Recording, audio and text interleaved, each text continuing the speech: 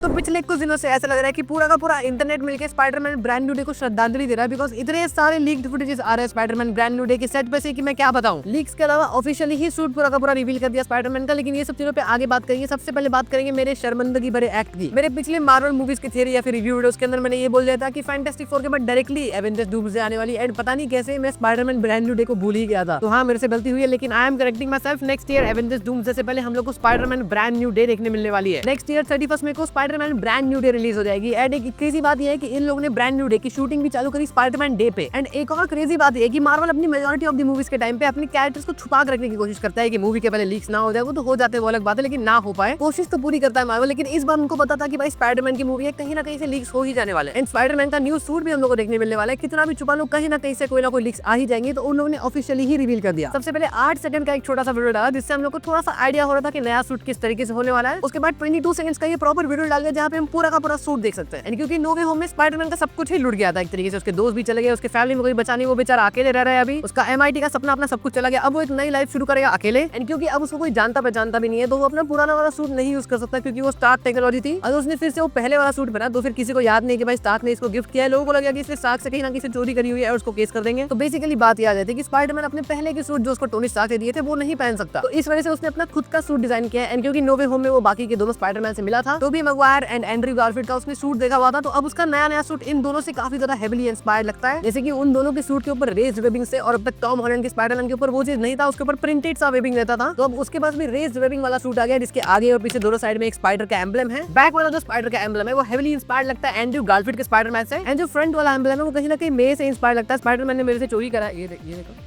ये same actually back में छोड़ दो।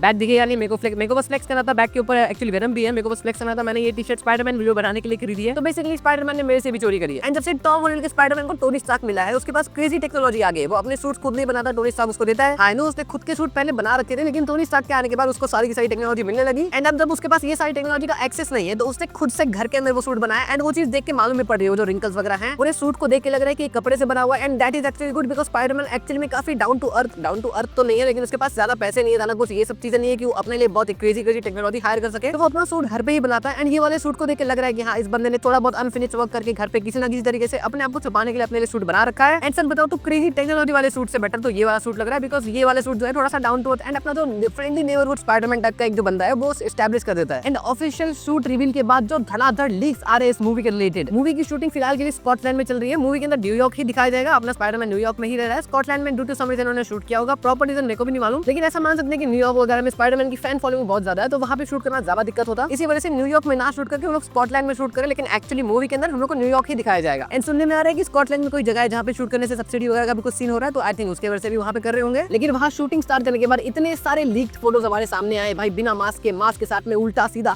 स्पाइडरमैन को हर एक एंगल से एक्सपोज कर दिया इन लोगों ने। इतने सारे लीक्स आ रहे थे कि देख के लग रहा था कि ब्रांड न्यू डे में पूरा का पूरा इंस्टाग्राम पे ही देख लूंगा। एंड लीक से मालूम पड़ रहा है कि ये पूरा का पूरा एक ही सीन ये लोग शूट कर रहे हैं, कि मल्टीपल एरियाज का इन्होंने लीक नहीं निकाला, एक ही जगह के लीक्स आ रहे हैं जहाँ स्पाइडरमैन को टैंक वैन से फाइट कर रहा है। यहाँ पे वो टैंक के ऊपर खड़ा है। इतनी सारी फोटोज आ चुके हैं। एंड अगर ये फोटोज को ध्यान से देखोगे तो तुम लोग को स्पाइडरमैन के नए वेब शूटर्स देखने मिल जाएंगे, जो कि देख के अगेन लग रहा है कि हाँ, बस मेटल की कवरिंग चढ़ा दी उसके ऊपर से। बंदे ने खुद से घर के अंदर ये वेब शूटर्स बनाए हैं कि भाई अब टोनी स्टार्क की बैकिंग तो है नहीं, उतना क्रेजी टेक्नोलॉजी मिलने वाला नहीं है, लेकिन दुनिया भी तो बचानी है, तो कुछ ना कुछ जुगाड़ लगा के बंदे ने अपने लिए वेब शूटर्स बनाए हैं पहले की तरह। एंड ऑफिशियल सूट रिवील जो हुआ था वहाँ पे मास्क नहीं दिखाया गया था, यहाँ लीक्स के अंदर मास्क भी दिख गया। ये सारी लीक्स देख के मालूम पड़ा कि कोई तो टैंक वाली सीक्वेंस यहाँ पे शूट हो जा रही है। ये जितने भी फोटोज एंड वीडियोस आए, ये देख के लग रहा है कि स्पाइडरमैन के पीछे कोई टैंक पड़ा हुआ है, या फिर ये टैंक कोई गलत काम करने जा रहा है। स्पाइडरमैन उसको रोकने की कोशिश कर रहा है। एंड गलत काम इसलिए बिकॉज यहाँ पे एक लोगो देखने मिल रहा है, जो कि इनर डीमंस का है। मार्वल कॉमिक्स के अंदर मिस्टर नेगेटिव इनर डीमंस का पूरा आर्मी चलाता है। एंड मिस्टर नेगेटिव के पास ऐसी पावर है कि वो लोगों को करप्ट करके अपनी आर्मी में शामिल कर देता है। तो इसके वजह से उसके पास बहुत बड़ा ग्रुप है। एंड बंदा क्रेजीली स्ट्रॉन्ग भी है। यहाँ पे इस टैंक के ऊपर उसका लोगो देख के इतना मालूम पड़ा है कि बंदा अभी थोड़ा इन्फिल्ट्रेट कर चुका है थोड़ी बड़ी चीजों के अंदर। एंड ये मूवी डेयरडेविल बॉर्न के बाद आने वाली है, तो इसका मतलब न्यूयॉर्क सिटी के अंदर अभी अभी वो जो मेयर का सीन चल रहा है कि भाई उसकी खुद की आर्मी चालू होगी, फिस्ट की आर्मी, एंटी विजिलेंटी फोर्स जो कि पीछे पड़े हुए हैं सारे के सारे सुपर हीरोज के, उनको पकड़ के अंदर डालना या फिर मार देना, ऐसी हरकतें कर रहे हैं। वो सबका सीन खत्म हो चुका होगा। अगर नहीं भी होता तो भी विल्सन फिस्क फिलहाल थोड़ा शायद पावर के अंदर है, बिकॉज ऐसा क्या रीजन हो सकता है जो कि इतने बड़े न्यूयॉर्क सिटी के बीचों बीच एक बड़ा सा टैंक दौड़ रहा है, वो भी लड़ाई करने के लिए विदाउट एनी हायर अथॉरिटी। ये चीज थोड़ी मुश्किल हो जाती है। तो या तो विल्सन फिस्क अभी भी मेयर है एंड वो सपोर्ट कर रहा है इनर डीमंस को, या फिर इनर डीमंस का लीडर मिस्टर नेगेटिव अभी फिलहाल के लिए बहुत बड़े पोजीशन पे है, तो बंदा कुछ भी कर सकता है। एंड रूमर्स ऐसे आ रहे हैं कि इस मूवी के अंदर हम लोग को मार्क रफेलो का हल्क देखने मिलेगा एंड जॉन बेंथाल का पनिशर भी देखने मिलेगा। एंड क्योंकि यहाँ पे मिस्टर नेगेटिव की पावर है कि लोगों को करप्ट कर देना, तो हो सकता है कि वो जो प्रोफेसर हल्क है उसको करप्ट करके के पहले की तरह पागल हल्क बना दे, फिर स्पाइडरमैन और पनिशर उसको रोकने जाए। हल्क और पनिशर यहाँ पे सिर्फ एक एक्सटेंडेड कैमियो के लिए नहीं बल्कि उससे कहीं ज्यादा चीज के लिए आने वाले हैं, ऐसे रूमर्स निकल के आए थे। तो ये जो हल्क और पनिशर वाला आर्क होगा स्पाइडरमैन ब्रांड न्यू डे के अंदर, वो शायद काफी अच्छा खासा टाइम तक टिके। एंड ऐसा हो सकता है कि नो वे होम के अंदर जैसे लास्ट के टाइम पे तीनों स्पाइडरमैन साथ में आके एक अच्छे खासे टाइम तक लड़े थे, वैसे ये तीनों भी आ जाए, स्पाइडरमैन, पनिशर और हल्क, ये सारे एंड तक आगे साथ में आ जाए एंड फाइट करे मिस्टर नेगेटिव से एंड शायद स्कॉर्पियन से भी। बिकॉज ऐसे भी रूमर्स आए थे कि मैक गार्विन का जो स्कॉर्पियन था जिसको कि हमने होम कमिंग के एंड में देखा था, वो भी यहाँ पे आने वाला है। उसका आई डोंट थिंक कि इतना सिग्निफिकेंट रोल होगा, बहुत ज्यादा लंबे टाइम तक नहीं चलेगा, बिकॉज यहाँ पे वैसे ही बहुत क्रेजी चीजें चल रही है। मिस्टर नेगेटिव हल्क को का देगा, तो स्कॉर्पियन को आई डोंट थिंक ज्यादा टाइम देंगे, तो स्कॉर्पियन थोड़े टाइम के लिए आएगा, थोड़ा बहुत मारपीट करके चला जाएगा। एंड क्योंकि नो वे होम के बाद स्पाइडरमैन अकेला हो चुका है, जेंडिया तो भाई उसके पास नहीं आ रही क्योंकि जेंडिया सब कुछ भूल चुकी है। आई मीन जेंडिया का कैरेक्टर एमजे सब कुछ भूल चुका है। तो अब ब्रांड न्यू डे के अंदर स्पाइडरमैन की न्यू लव इंटरेस्ट के लिए आ रही है सेडी सिंह। अब ये किस कैरेक्टर के लिए आ रही है ये चीज नहीं बताई है, लेकिन इतना पता है कि ये स्पाइडरमैन की लव इंटरेस्ट हो सकती है मूवी के अंदर। अब वो शायद स्पाइडर वुमन हो या फिर क्या हो, वो चीज पता नहीं। एंड अगर तुम सोच रहे हो कि अल्टरनेट यूनिवर्स में से कुछ ना कुछ कर देंगे बिकॉज अभी डूम्सडे आने वाली है, अल्टरनेट यूनिवर्स होने ही वाला है, तो माइट बी पॉसिबल कि अल्टरनेट यूनिवर्स की कोई स्पाइडर गर्ल हुई है, तो फिर ऐसा भी पॉसिबल नहीं है बिकॉज आई डोंट थिंक इस मूवी के अंदर अभी अल्टरनेट यूनिवर्स के अंदर लोग जाने वाले हैं। पहले ऐसे रूमर्स आ रहे थे कि अल्टरनेट यूनिवर्स में जाने वाले, लेकिन अभी इस मूवी का पूरा प्लॉट ही इतना ज्यादा एकदम